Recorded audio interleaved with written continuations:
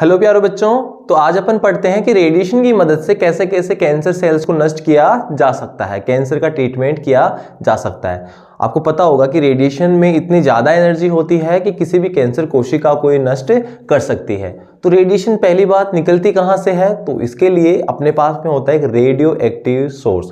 Radio मतलब radiation, active मतलब इतना ज़्यादा एक्टिव है कि उसमें से रेडिएशन निकल सकती है, और सोर्स तो सबसे पहले अपने पास में होता है रेडियो एक्टिव सोर्स, यानी रेडिएशन को देने के लिए वो क्या है, एक्टिव है। सबसे पहले इसकी क्या करी जाती है बेटा, सील्डिंग करी जाती है, सील्ड किया जाता है, इसको सील कर दिया इसको एकदम से, ताकि इसमें से रेडिएशन लीक ना हो, जहां अपने को चाहिए वहीं पे रेडिएशन मिले। देखो जिस तरह से टॉर्च में से रेडिएशन, टॉर्च में से जो लाइट निकलती एकदम कोन की तरह, ठीक है, उसी तरह से इसमें से जो रेडिएशन निकलेगी एकदम कोन की तरह, ऐसे। इसको बोलते हैं बेटा बीम। इसमें रेडिएशन की छोटी छोटी ऐसी क्या होती हैं, तरंगे होती हैं, वेव की फॉर्मेट में जो रेडिएशन गति करती रहती है, और ये गिरेंगी किसी कैंसर कोशिका के ऊपर। मैंने लिख दिया ट्यूमर सेल्स। बेटा अपना एम क्या है, इनको किल करने का। तो यहाँ पे देखो रेडिएशन है, तो रेडिएशन की जो बीम है बेटा वो क्या हो रही है, डिलीवर हो रही है। डिलीवर होके कहाँ जा रही है, ट्यूमर सेल्स के ऊपर। तो देखो सबसे पहले अपने पास में है सील्ड रेडियो एक्टिव सोर्स, उसके बाद में रेडिएशन की क्या है, बीम है, वहां से निकल रही है और सीधा ट्यूमर सेल्स को क्या कर रही है, किल कर रही है। बेटा ये सोर्स है, यहाँ पे ट्यूमर सेल्स किल करने के लिए अगर मान लो ये जो इन दोनों के बीच की डिस्टेंस है, मैंने लिखा डिस्टेंस, बेटा डिस्टेंस हो अगर लगभग 80 से 100 सेंटीमीटर, ज़्यादा भी हो सकती है डिस्टेंस, और ये डिस्टेंस बेटा कम भी हो सकती है, 5 सेंटीमीटर से भी कम, दो तरह की डिस्टेंस हो सकती है। तो समझना क्या है यहाँ पे कि अगर सोर्स और सेल्स इन दोनों के बीच की डिस्टेंस 5 सेंटीमीटर से कम है तो उसको कहते हैं बेटा ब्रेकी थेरेपी। बच्चों ब्रेकी का मतलब क्या होता है, ब्रेकी का मतलब है शॉर्ट डिस्टेंस, और थेरेपी मतलब ट्रीटमेंट। वही बात करें कि इनके बीच की दूरी बहुत ज्यादा है तो इसको बोलते हैं बेटा टेली थेरेपी, यानी लॉन्ग डिस्टेंस। टेली का मतलब क्या है, लॉन्ग डिस्टेंस। तुमने देखा होगा टेलीस्कोप वगैरह होता है तो वहां वर्ड क्या यूज करते हैं, टेलीस्कोप, यानी टेली मतलब दूर। टेलीस्कोप में जैसे लॉन्ग डिस्टेंस पे, जैसे आसमान में तारों को, सितारों को, चंद्रमा को, इन सबको देखा जाता है ना, उसी पॉइंट ऑफ व्यू से है। तो देखो इनकी डेफिनेशन कैसे होती है। मान लो मुझे डेफिनेशन बनानी है टेली थेरेपी, तो मैं क्या लिखूंगा कि ट्यूमर सेल्स को किल करने के लिए सील्ड रेडियो एक्टिव सोर्स के द्वारा लॉन्ग डिस्टेंस पे रेडिएशन डिलीवर करी जाती है। तो वो तो क्या हो गई, टेलीथेरेपी। यहां से स्टार्ट करनी है डेफिनेशन को। देखो ट्यूमर सेल्स एम क्या है, किल करना, तो यहां से स्टार्ट किया कि ट्यूमर सेल्स को किल करने के लिए, फिर पहुंचे यहां पे किसी रेडियो एक्टिव सोर्स द्वारा लॉन्ग डिस्टेंस पे रेडिएशन डिलीवर करी जाती है, वो तो कौन सी है, टेलीथेरेपी। फिर वापस समझो कि ट्यूमर सेल्स को किल करने के लिए किसी सील्ड रेडियोएक्टिव सोर्स द्वारा शॉर्ट डिस्टेंस कितनी, 5 सेंटीमीटर से भी कम, क्या करी जाती है, रेडिएशन डिलीवर करी जाती है। तो आपका जो फॉर्मेट होता है वो कैसे हुआ, इस तरह से यहां से कूदे यहां पे, फिर यहां पे, फिर यहां पे। देखो इस तरह से ट्यूमर सेल्स को किल करने के लिए किसी सील्ड रेडियोएक्टिव सोर्स द्वारा लॉन्ग डिस्टेंस पे रेडिएशन डिलीवर करी जाती है। इस तरह से तुम्हें समझना है। तो समझो कि अपने को ब्रेकीथेरेपी में जो शॉर्ट डिस्टेंस कितनी हो सकती है, 5 सेंटीमीटर से भी कम। तो कुछ परिस्थितियों में इसने शरीर के अंदर डाल दिया जाता है या फिर स्किन की सरफेस के ऊपर भी रख दिया जाता है, यानी शरीर के अंदर भी डाला जा सकता है और शरीर की सरफेस के ऊपर भी रखा जा सकता है। अब समझो जो सोर्स है उसको शरीर में डालने की जरूरत ही क्यों पड़ी, कि देखो अगर सोर्स ऊपर होगा, दूर होगा हमसे, तो वो उससे निकलने वाली रेडिएशन पूरे शरीर के सारे एरिया को कवर कर लेगी। मान लो कि किसी के यूट्रस यानी जहां पे बेबी बनता है वो यूट्रस वाला पार्ट है, उसके पीछे ही होता है बेटा ब्लैडर यानी पेशाब की थैली। तो मान लो किसी को यूट्रस में कैंसर हो, तो यूट्रस में कैंसर सेल को अगर नष्ट किया जा रहा है तो पीछे क्या आ गया, ब्लैडर। तो ब्लैडर जो रेडिएशन है वो तो यूट्रस के साथ साथ कहाँ, ब्लैडर को भी मिलेगी, तो ब्लैडर क्या हो जाएगा, नष्ट हो जाएगा, उसमें ब्लैडर को डिस्ट्रॉय होने की संभावना बढ़ गई।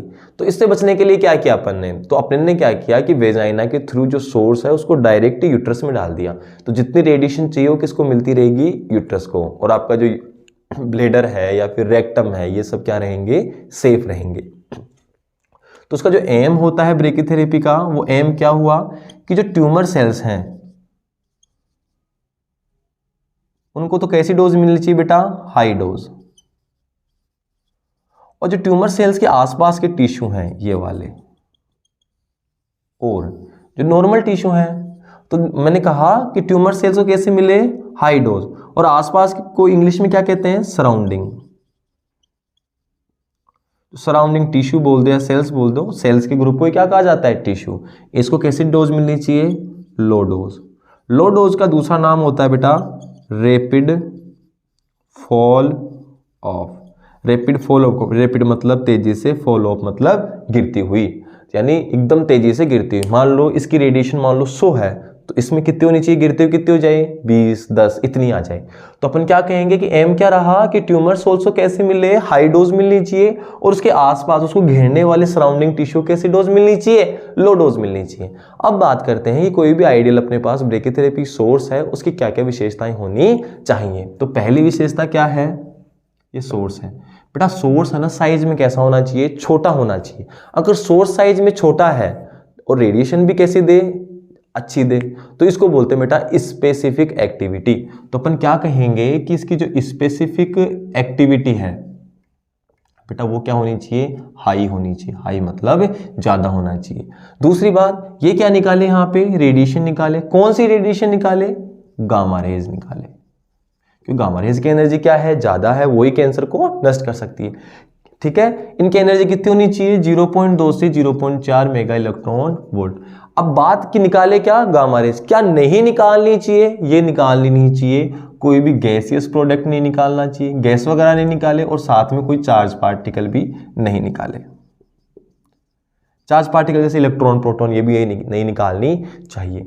जैसे इसको डालें बेटा, देखो ब्रेकीथेरेपी में डिस्टेंस कितनी होती है, 5 सेंटीमीटर से भी कम। तो 5 सेंटीमीटर से कम डिस्टेंस ट्यूमर की कैसे हो, जब इसको शरीर के अंदर ही डाल दें।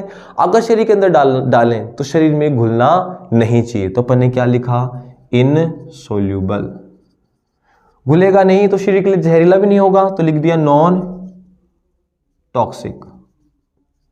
क्या बोल दिया अपन, नॉन रिएक्टिव, यानी रिएक्शन भी नहीं करना चाहिए, सेफ होना चाहिए।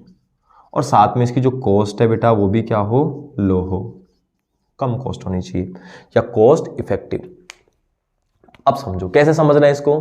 ये सोर्स है, सोर्स की साइज क्या है, कम, लेकिन एक्टिविटी ज्यादा, यानी रेडिएशन देने के लिए ज्यादा एक्टिव रहना चाहिए। तो अपन ने क्या बोला, हाई स्पेसिफिक एक्टिविटी। क्या निकाले, रेडिएशन। कौन सी रेडिएशन, गामा रेज। एनर्जी कितनी, 0.2 से 0.4। क्या नहीं निकाले, गैसेस प्रोडक्ट और चार्ज पार्टिकल। ठीक है, फिर क्या बोला, इसको कहां डालेंगे, शरीर के अंदर डालेंगे तो घुलना नहीं चाहिए, जहरीला नहीं होना चाहिए, इसकी कॉस्ट भी क्या होनी चाहिए, कम। समझ में आ रहा है, तो ये अपन ने सारी चीजें लिख दी।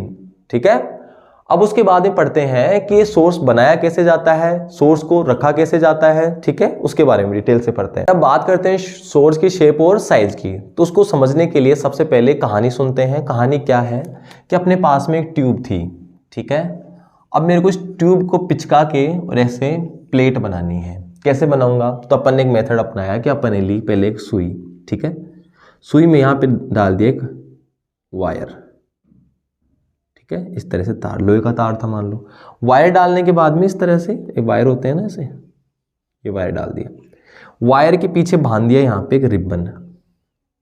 रिबन जानते हो, पुराने टाइम में जो गर्ल्स होती थी, जैसे हमारी दीदी वगैरह, तो उनके से 2 छोटी छोटी चोटियां हुआ करती थी, चोटियों पे ना इस तरह से बाइंड कर लेती थी। ठीक है, तो ये वाला रिबन, ये रिबन बना दिया। ठीक है, अब समझो ये हो गया आपका रिबन। तो अपन क्या करेंगे, इस नीडल को इस ट्यूब के अंदर डालेंगे इस तरह से, फिर सिलते जाएंगे सिलते जाएंगे सिलते जाएंगे। जैसे सिलते जाएंगे तो वायर है, तो वायर भी पीछे जाके इसके अंदर जाता जाएगा, और साथ में रिबन से ये सिल दी जाएगी। जैसे गाँव के अंदर नहीं होता कि जो पुरानी जो कपड़े होते हैं ना, उनको ऐसे करके, जैसे गद्दे वगैरह होते हैं रुई के, तो उनको ऐसे सिल दिया जाता है। उस तरह के सिल के इसको क्या बना दिया, प्लेट बना दी एकदम चपटी वाली। तो ये कहानी है, कहानी से एक स्टोरी बेस पे अपन समझने की कोशिश करते हैं। तो कहानी से क्या समझना है कि अपने पास में कोई सोर्स है, वो 4 फॉर्मेट में, 5 फॉर्मेट में हो सकता है, 4 से 5 फॉर्मेट में। सबसे पहले वो कैसा हो सकता है, ट्यूब की तरह। दूसरा वो कैसा हो सकता है, निडल की तरह। तीसरा वो कैसा हो सकता है, वायर की तरह। चौथा वो कैसा हो सकता है, रिबन की तरह, इस तरह से रिबन की तरह, और पांचों कैसा हो सकता है, एकदम प्लेट की तरह, जिसकी चार सरफेस होती हैं। अब देखो अगर ये रहे एकदम ट्यूब की तरह, तो ट्यूब जैसी संरचना है उसके अंदर ये बीच में कुछ होल्स होते हैं, इन होल्स को बोला जाता है आईलेट। आईलेट का मतलब क्या है बेटा, आईलेट का मतलब होता है कि ये समझो जिस तरह से जूते होते हैं ना, जूते, तो जूते के अंदर जो आप वो लेस बांधते हो ऐसे कैसे, तो जो होल्स होते हैं ना उनको क्या कहते हैं, आईलेट। तो इसी तरह से इस सोर्स की जो बना हुआ है कंटेनर अपन बना रहे हैं उसमें क्या है, आईलेट। तो इन आईलेट के अंदर यहाँ पे अपन भी कोई भी रेडियो एक्टिव सोर्स या ब्रेकीथेरेपी का सोर्स इसके अंदर डाल सकते हैं। ये आईलेट देखो यहाँ पे कुंडली बन गई वायर की, तो इसमें डाल देंगे सोर्स, यहाँ पे यहाँ डाल देंगे सोर्स, यार यहाँ पे फिर से मैंने 3 आईलेट बना दिए, या इसमें 2 आईलेट बना दिए, 2 से 3 आईलेट होते हैं। आईलेट मतलब छेद होते हैं। जहाँ तक बात करें इनकी साइज की, तो देखो इसकी साइज याद रखना 0.9 mm साइज है। तो नो का पहाड़ा बोलो एक बार, नो की टेबल, तो 9 4 जा 36, तो ये कितने हो गए 3.6 mm। वहीं पे बात करें तो ये कितना होता है, लगभग इसका जो डायमीटर है वो 1 mm तक होता है। तो इस तरह से इनकी कुछ शेप एंड साइज है, इनको ज़्यादा माइंड नहीं करना, बस अपन डायग्राम में इनको बना सकते हैं। तो सबसे पहले क्या किया जाता है अपने पास में कि कोबाल्ट 59 का एक वायर लेते हैं, ठीक है। वायर को छोटे छोटे टुकड़ों में से काट दिया जाता है। टुकड़ों की जो साइज होती है वो कितनी बेटा, इतनी सी 1 mm। काट लिया 1 mm साइज के टुकड़े को, इसको काट के उसको कंटेनर में पैक कर दिया जाता है। कंटेनर मतलब कोई डब्बा, जैसे मान लो किसका बना होता है, ये स्टेनलेस स्टील का, स्टील ऐसी जिसमें जंग नहीं लगे, उसको क्या कहते हैं, स्टेनलेस स्टील। तो स्टेनलेस स्टील के इस डब्बे के अंदर इसको पैक कर दिया जाता है। अब होता क्या है कि जैसे अपने पास में क्या है बेटा, कोबाल्ट 59, अब कोबाल्ट 59 है ना, इसको पहुंचाया जाता है रिएक्टर के अंदर। जैसे रावतबाटा में रिएक्टर है जहां पे इन रेडियोएक्टिव पदार्थ को बनाया जाता है। तो इस रिएक्टर में अपन जैसे कोबाल्ट 59 को डालेंगे तो कोबाल्ट 59 के ऊपर न्यूट्रॉन्स की बौछार होगी, खूब सारे न्यूट्रॉन्स की बौछार होने लग जाती है। बेटे 59 क्या होता है, 59 का मतलब होता है प्रोटॉन और न्यूट्रॉन की संख्या, यानी इसका परमाणु द्रव्यमान, एटॉमिक वेट। तो एटॉमिक वेट है यानी प्रोटॉन और न्यूट्रॉन की संख्या, तो इसमें एक न्यूट्रॉन अपन ने और मिला दिया, तो ये क्या बन गया बेटा, कोबाल्ट 60। कितने टाइम तक करते हैं, ये लगभग वही 5 साल तक इसके ऊपर बौछार करी जाती है, 4 से 5 साल तक। तो कोबाल्ट 60 में कन्वर्ट हो गया। बेटा कोबाल्ट 60 की एनर्जी कितनी होती है, 2.5 मेगा इलेक्ट्रॉन वोल्ट। तो सबसे पहले इसमें एक एनर्जी निकलती है गामा 1, उसकी वैल्यू बेटा 1.17 मेगा इलेक्ट्रॉन वोल्ट। अब देखो 2.5 में 1.17 कम हुए, तो बचे अपने पास में 1.33।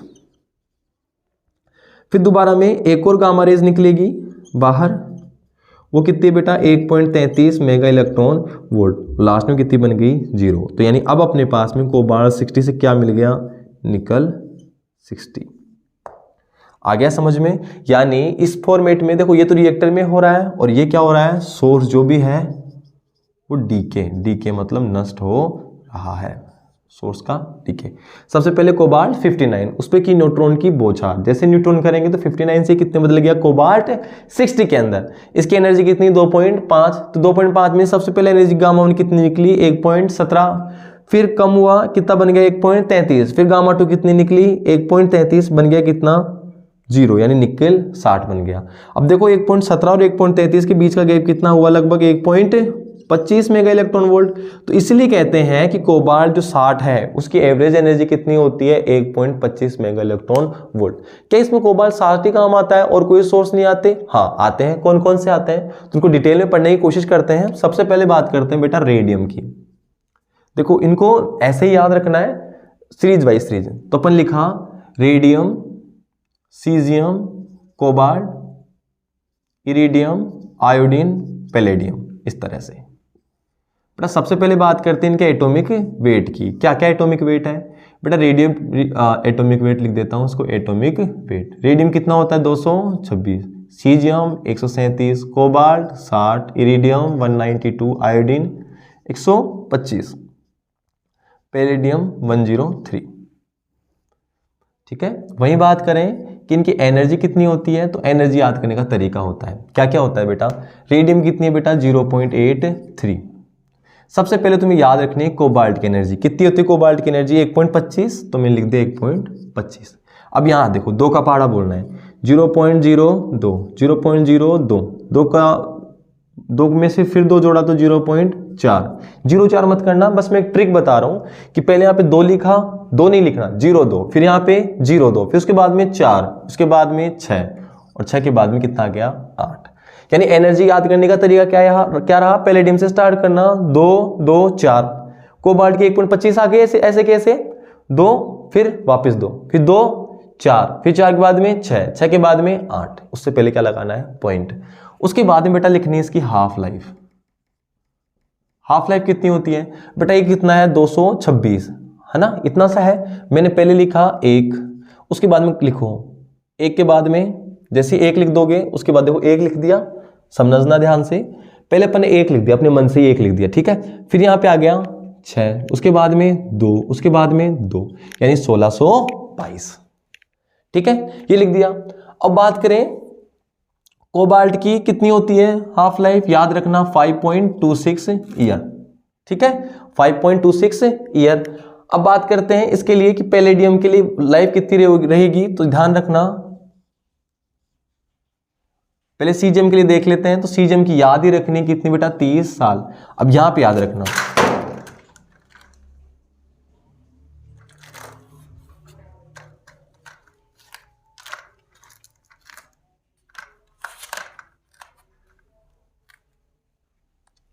ठीक है, पैलेडियम के लिए कितना लिखना अपने को, तो पैलेडियम का याद रखना 25 से कम 25, 25 दूनी 50, 25 30 75, यानी 25, 50 और 75। बेटा ये इनकी एवरेज लिखी है मैंने हाफ लाइफ, है ना। रियल हाफ लाइफ जैसे इसकी 17.4 दिन होती है, तो इस तरह से वो नहीं लिखना, 17.9 दिन सॉरी वो होती है, तो वो नहीं लिखना अपने को। ये बेटा सारी की सारी ये डेज में है, ये भी डे में है, ये भी डे में है, ये ईयर में है। तो बेटा 3 तो किस में हो गई, ईयर के अंदर, और 3 किस में हो गई, डे के अंदर। ये याद रखना बेटा, यही सीरीज तुम्हें याद रखनी है। कैसे, radium caesium cobalt, iridium iodine palladium. फिर इसके बाद में कैसे याद रखना, radium 226, caesium 137, cobalt 60, iridium 192, iodine 125, palladium 103। इस तरह से तुम्हें सीरीज याद रखनी है। उसके बाद में बात करते हैं, ये आपके हो गए रेडियो एक्टिव सोर्स।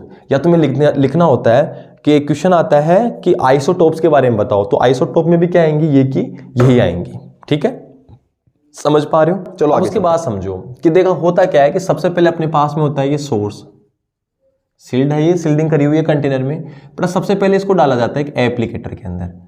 ये इस तरीके से संरचना होती है, इसको बोलते हैं बेटा एप्लीकेटर। तो सोर्स को सबसे पहले इस एप्लीकेटर में डालते हैं, जैसे यहाँ डाल दिया। एप्लीकेटर में डालने के बाद में इसको ट्यूमर जो भी अपने पास है, ट्यूमर के पास में डालते हैं, या बोलता हूँ ट्यूमर वॉल्यूम। यानी ट्यूमर है जो एक जगह पे तो होता नहीं है, फैला रहता है, तो इसको क्या बोलते हैं बेटा, ट्यूमर वॉल्यूम। इसके पास में इसको डाल दिया जाता है। बेटा देखो, सोर्स को एप्लीकेटर में डालने की परिघटना कहलाती है लोडिंग। और ये जो एप्लीकेटर होता है, एप्लीकेटर क्या बोलते हैं, एप्लीकेटर एकदम सिलेंडर की तरह होता है, ठीक है, एकदम पेन की तरह, इस तरह से क्यों घुमा हुआ। तो इस एप्लीकेटर को फिर किस में डाला जाता है, ट्यूमर के वॉल्यूम में। ये डालने की प्रक्रिया कहलाती है बेटा इम्प्लांट, या बोल सकता हूं मैं प्लेसिंग, ठीक है। तो सबसे पहले बात करते हैं कि ब्रैकीथेरेपी कौन कौन से प्रकार की होती है। तो पहला मैंने लिखा ए नंबर पे इम्प्लांट के आधार पे, कि इम्प्लांट यानी ये ट्यूमर वॉल्यूम कहाँ पे, ये बॉडी के अंदर है कि बॉडी में इसको कहाँ कहाँ डाल सकते हैं। तो मैंने लिखा इम्प्लांट के आधार पर। इम्प्लांट के बेस पे पहले नंबर पे लिखा बेटा मैंने इंट्रा केविटरी। इंट्रा मतलब अंदर, केविटी मतलब केविटी के अंदर। देखो सब बेटा समझो, बॉडी में कोई ऐसी ट्यूब हो जो एक जगह से खुली हो, एक जगह दूसरी जगह से भी खुली हो, बेटा उसको बोला जाता है ल्यूमन, ठीक है। ऐसी ट्यूब जो एक जगह से खुली हो, दूसरी जगह से क्या हो, पैक हो, इसको क्या कहते हैं, केविटी। समझना, एक ऐसी ट्यूब जो ऊपर से भी खुली नीचे से भी खुली, उसको क्या कहते हैं, ल्यूमन। ऐसी ट्यूब जो ऊपर से खुली नीचे से बंद, इसको क्या कहेंगे, केविटी।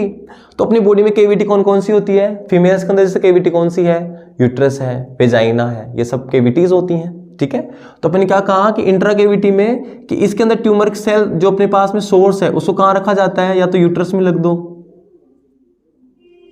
या सर्विक्स में रख दो, ठीक है, जो भी केविटीज हैं बॉडी की उनके अंदर। या मान लो ईयर के अंदर का हो किसी का तो वो अलग केस होता है, उतना छोटा अपने पास में नहीं बना सकते हैं सोर्स। वहीं बात करें दूसरे नंबर वाला कौन सा है, इंट्राल्यूमिनल। इंट्राल्यूमिनल का मतलब क्या है, ल्यूमन के अंदर। तो अपन क्या लिखेंगे कि इसमें सोर्स को ट्यूमर वॉल्यूम के पास में कहाँ डाला जाता है, ल्यूमन के अंदर डाला जाता है। यानी बॉडी में पाई जाने वाली ऐसी ट्यूब्स जो ऊपर से भी खुली हो नीचे से भी क्या हो, खुली हो, ऐसी ट्यूब कौन सी होती है, तो बात करें ऐसी ट्यूब है अपने आहार नाल, डाइजेस्टिव ट्रैक्ट। यानी ऊपर से माउथ से स्टार्ट होती है और सीधा राउंड शेप होके नीचे जाके रेक्टम में अंदर भी खुली रहती है। यानी दोनों पार्ट इसके क्या है, ओपन है। इनको क्या कहा जाता है बेटा, ल्यूमन। तो ल्यूमन के अंदर अपन एग्जांपल क्या लिख देंगे बेटा, सी सी का मतलब होता है बेटा कैंसर, ठीक है। तो सी ईसोफेगस, सी कैंसर बोल दो, कार्सिनोमा बोल दो, एक ही बात है। तो सी बोल दिया मैंने रेक्टम, जो भी आप एग्जांपल लिख सको। तीसरे नंबर पे आता है बेटा इंट्रा वेस्कुलर। इंट्रावेस्कुलर का मतलब होता है वेसल्स, वेसल्स यानी ऐसी ट्यूब जिनमें क्या बहता हो, ब्लड बहता हो। तो इन ब्लड वेसल्स के अंदर, तो बेटा इसके एग्जांपल क्या होंगे कि जो कार्सिनोमा क्या है, आर्टरीज हैं, और कार्सिनोमा वेन्स भी हो सकती हैं। वेन मतलब जिसमें कौन सा कैंसा ब्लड बहे, CO2 मिला हुआ, और जैसा और उसमें जो O2 मिला उसमें कौन सा ब्लड रहता है, O2 मिला हुआ ब्लड किस में रहता है, आर्टरीज के अंदर। चौथे नंबर पर बात करें बेटा वो है सरफेस माउल्ड। सरफेस माउल्ड का मतलब होता है एकदम सरफेस के ऊपर ही आपके सोर्स को रख दिया जाता है। तो सरफेस के ऊपर रखे जाने वाला, देखो सरफेस कौन कौन सी हो सकती है, स्किन हो सकती है, ठीक है। उसके बाद में क्या हो सकता है, अपने ईयर पिन्ना हो सकते हैं, लिप्स हो सकते हैं, इन सब चीजें हैं। तो मैं लिख दिया बेटा कार्सिनोमा ऑफ स्किन, इस तरह कार्सिनोमा ऑफ ईयर पिन्ना, ठीक है, कार्सिनोमा ऑफ लिप्स, ये सब मैंने एग्जाम्पल इसके लिख दिए हैं। तो अपने को समझना है कि डेफिनेशन कैसे बनानी है।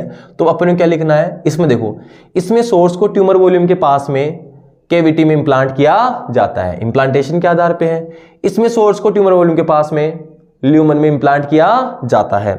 इसको लिखा, इसमें सोर्स को ट्यूमर वॉल्यूम के पास में ब्लड वेसल्स में इंप्लांट किया जाता है। इसमें सोर्स को ट्यूमर वॉल्यूम के पास में सरफेस पर इंप्लांट किया जाता है। बेटा 5वें नंबर पे आता है, इसमें इधर लिख दे रहा हूं, 5वें नंबर पे आता है इसमें इंटरस्टिशियल। इंटरस्टिशियल का मतलब क्या होता है बेटा, इंटर मतलब अंदर, स्टिशियल, स्टिशियल वर्ड की उत्पत्ति हुई है सर्जरी वर्ड से।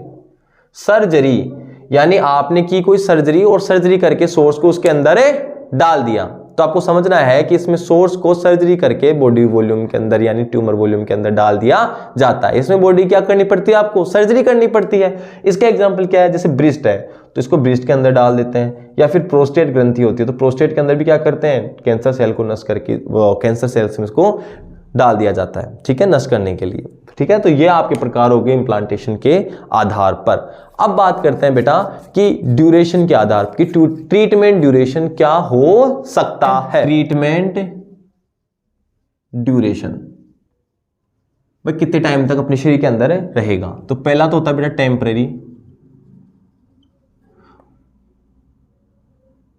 और दूसरा होता है परमानेंट। टेम्परेरी के अंदर क्या होता है बेटा, इसमें सोर्स को ट्यूमर वॉल्यूम के पास डाला जाता है ना, और जैसे ही अपन प्रिस्क्राइब मतलब पहले से ही क्या कर रखी है अपन ने, निश्चित कर रखा है। तो प्रिस्क्राइब डोज जैसे डिलीवर हो जाएगी उसको शरीर से क्या निकाल देंगे, बाहर निकाल देंगे, ठीक है।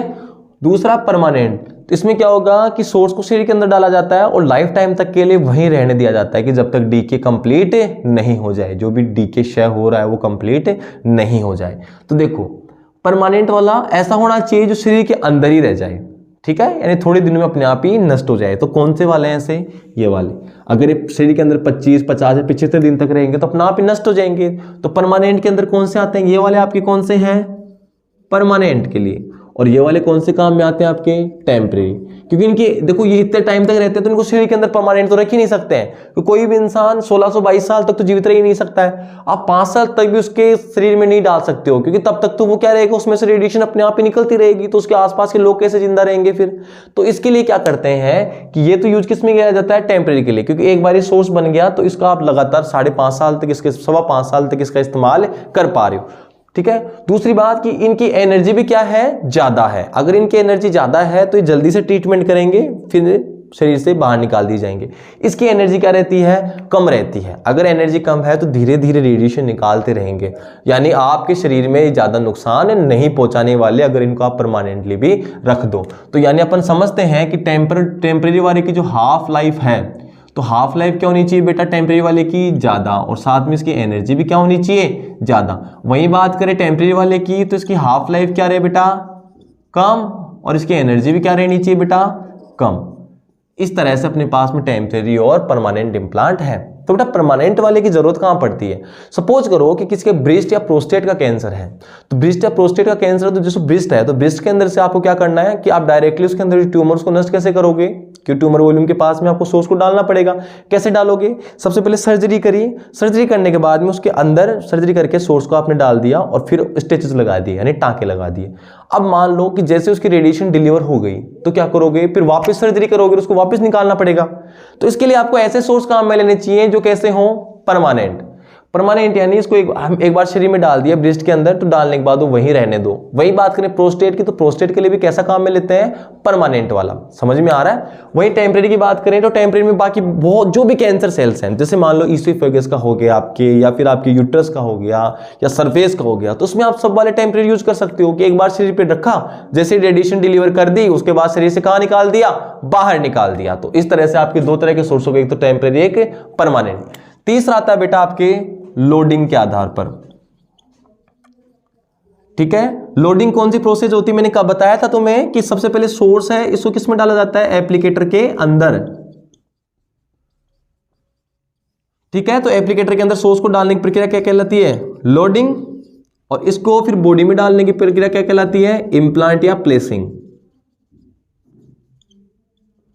तो लोडिंग के आधार पर कौन कौन से होते हैं, एक तो प्री लोडिंग, एक आफ्टर लोडिंग। बड़ा प्री लोडिंग का मतलब क्या होता है कि इसमें जो एप्लीकेटर में पहले से लोड किया जाता है सोर्स को, उसके बाद शरीर के अंदर डाला जाता है।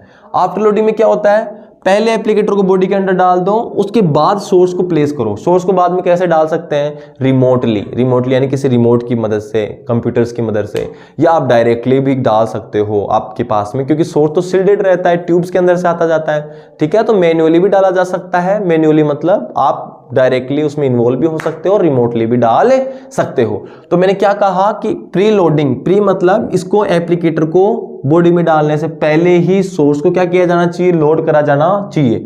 आफ्टर लोडिंग एप्लीकेटर को बॉडी में पहले डाला जाए और उसके बाद में लास्ट में जाके सोर्स को क्या किया जाए, लोड किया जाए। फोर्थ नंबर पे आता है बेटा डोज रेट के आधार पे। डोज रेट के आधार पे लिखेंगे बेटा, डोज का लिखा डी, आर का लिखा 8, डी आर। बेटा HDR, MDR और LDR, हाई डोज रेट, लो मीडियम डोज रेट और लो डोज रेट। बेटा ये होगी 0.4 से 2, ये 2 से 12, ये 12 से ज़्यादा। बेटा डोज किस में रहती है, यहाँ पे ग्रे के अंदर और घंटे के अंदर। तो पर घंटे में लो डोज रेट हो तो 0.4 से 2, उसके बाद में 2 से 12 और HDR में 12 से ज़्यादा। तो इस प्रकार से आपके पास में ब्रेकीथेरेपी सोर्सेज का और इम्प्लांटेशन का क्या है बेटा, टाइप्स होते हैं। बाद में एक डायग्राम बना सकते हो आप एप्लीकेटर का प्रिस्क्राइब करने के लिए कि ये क्या होते हैं, एप्लीकेटर इसी साइज का होता है। ठीक है, तो एप्लीकेटर का बस उसमें कुछ नहीं होता, बस उसको दिमाग लगाना होता है, बस सिलेंड्रिकल शेप का होता है, इस शेप का बस। ठीक है, और इसके अंदर 3 इस तरह से पाई जाती हैं, ये 2, इनको बोलते हैं बेटा ओवोइड्स। ओवोइड्स है ना, जो आपके अंदर जो भी अन्य अंग होते हैं, जैसे रेक्टम हो गया या फिर ब्लेडर हो गया, उसकी लोकेशन को बताता है। ठीक है, कि कितना अंदर तक जा सकता है उस एप्लीकेटर, या कितना बाहर तक रह सकता है, तो इसको ओवोइड्स बोलते हैं। तो इतना माइंड नहीं करना, इतना टिपिकल नहीं होता डायग्राम, तो आप डायग्राम बना सकते हो, 2 या 3 ओवोइड्स लिख सकते हो उसके आसपास। ठीक है, तो इसके साथ में आपका ब्रेकीथेरेपी क्या होता है बेटा, कंप्लीट होता है।